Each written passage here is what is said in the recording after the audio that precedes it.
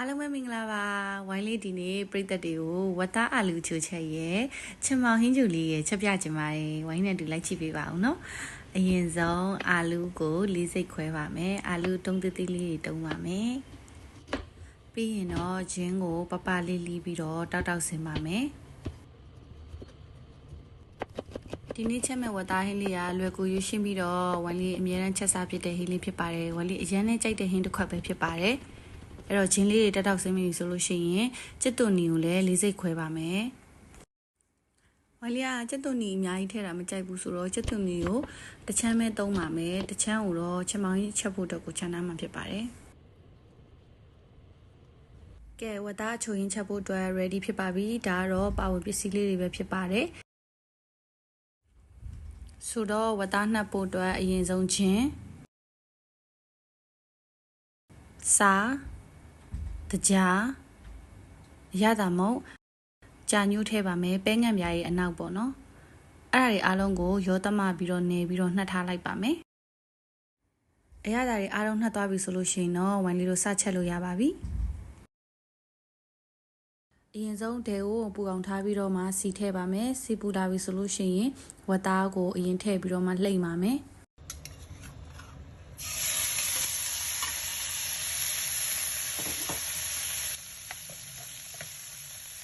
ဝိုင်းရဝတ်သားကိုနည်းနည်းအညိုလေးထည့်လို့ချင်တာမို့လို့ပဲငံ့ပြားရဲ့အနောက်ကိုနည်းနည်းလေးထည့်ပါတယ်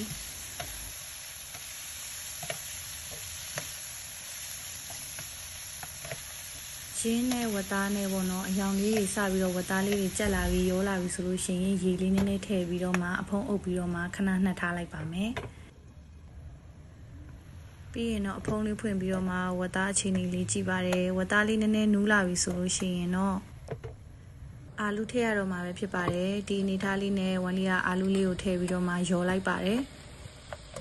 ဝမ်လီဝက်စီလေးတွေကိုနည်းနည်းပြန်ထုတ်ထားပါတယ်အဲဒါကြောင့်ရေကနည်းနည်းလေးခံသွားတယ်ပေါ့နော်ပြီးရင်တော့ရေလေးထည့်ပြီးတော့မှအဖုံးအုပ်ထားလိုက်ပါတယ်ဝတ်သားကအရသာတွေနှက်ထားတာကွက်တိဖြစ်တဲ့အတွက်တခြားထပ်ပြီးတော့မှအရသာတွေထပ်ထည့်စရာမလိုတော့ပါဘူးပြီးလို့ရှိရင်တော့ကျက်သွန်နီလေးတွေအပေါ်ကနေအုပ်ပြီးတော့ရေလေးနည်းနည်းထည့်ပြီးအဖုံးလေးအုပ်ထားလိုက်ပါတယ်အဲ့ချိန်မှာဝမ်လီကအဝတ်လေးလျှော်ထားတာပြီးတော့မယ်ရာသီဥတုလေးကလည်းမိုးအုံလေးနဲ့ပေါ့နော်ကဲအခုဆိုလို့ရှိရင်အရသာရှိတဲ့ဝတ်သားအာလူအချိုချက်လေးရပါပြီရှင်ပြီးရင်တော့ဝတ်သားနဲ့စားဖို့အတွက်ကိုချမောင်ဟင်းရည်ချင်းလေးချက်ဖို့အတွက်စတင်ပြင်ဆင်ပါမယ်ကျစ်သွန်နီတစ်ချမ်းကိုပပလီပြီးလို့ရှိရင်တော့ချမောင်ရွက်လေးတွေကိုချွေထားပါတယ်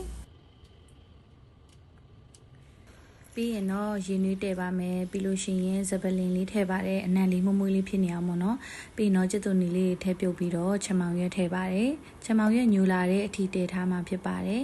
ဒီဟင်းလေးကရိုးရှင်းပြီးတော့မှဝတ်သားအချိုလေးနဲ့လည်းတွဲစားလို့ကောင်းပါတယ်ပြီးရင်တော့စားအရသာမုတ်ငပိလေးတွေကိုထည့်ပါမယ်ပြီးရင်တော့အဖုံးလေးအုပ်ထားပြီးတော့မှဆူလာတဲ့အထိစောင့်ပြီးရင်တော့စားလို့ရပါပြီရှင်ဒါတော့ဝိုင်းလေးရဲ့နောက်ဖေးကမြင်ရတဲ့မြင်ကွင်းလေးပေါ့နော်ရာသီဥတုအေးအေးလေးနဲ့ချမောင်ဟင်းရည်လေးရဲ့ပြီးလို့ရှင်ဝတ်သားချိုချက်လေးရဲ့ထမင်းစားပါတော့မယ်ရှင်ဒီနေ့ဗီဒီယိုလေးကိုကြည့်ရှုပေးတဲ့သူတွေအားလုံးကျေးဇူးအများကြီးတင်ပါတယ်ဝိုင်းလေးရဲ့မချက်တက်နဲ့ချက်ထားတဲ့ဟင်းလေးတွေလည်းပရိသတ်တွေကိုလည်းကြွေးချင်ပါတယ်နော်ကဲအားလုံးပဲနောက်ဗီဒီယိုလေးမှာပြန်တွေ့မယ်တတား